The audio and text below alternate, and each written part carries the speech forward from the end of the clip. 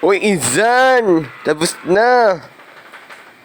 Medyo may ano pa, Insan, oh. Well done. Sinuot ko nga, kuno nga pala dyan ang ating uniform eh. Ipeplex ko nga rin pala yan. Ito na nga pala. Sheesh!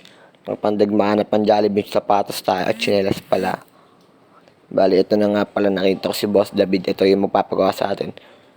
Boss Devon! Cuteness! At papunta na nga pala tayo kay Boss Lucio.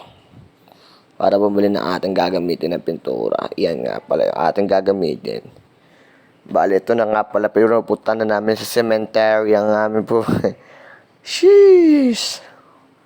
Ito nga pala. Dito lang pala yung daanan, boss. Tapos sabi ko, parang David, tingin sa camera, boy. Sheesh! Bali, mali nga pala yung daan ko. Ay, wrong way. Ito nga pala yung ganito nga pala kadumi yung kanilang, parang bukid. Bukid. Habang naglalaro ang bata, inaagos ng maginis ng tao.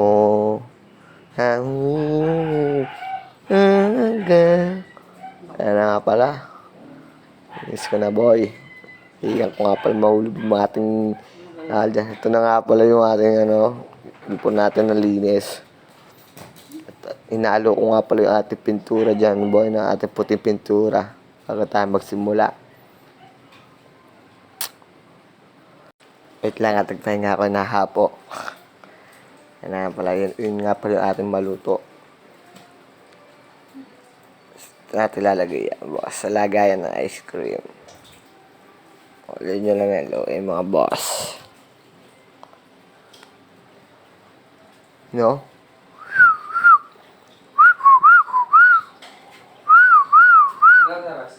Nagyan ko nga pa ng country warrior.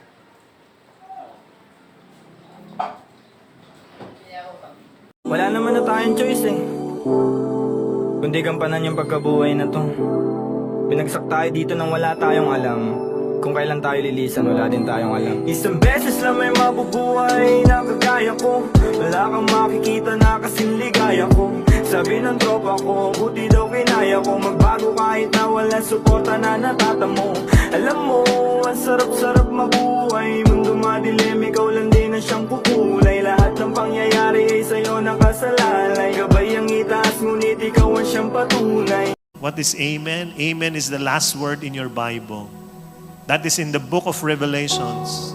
Ang huling salita ay amen. Amen is God's last word on His word. And what does amen means? Amen means this. You are a winner. You are a victor. Ikaw ay panalo. The last say is God, not your bank statement.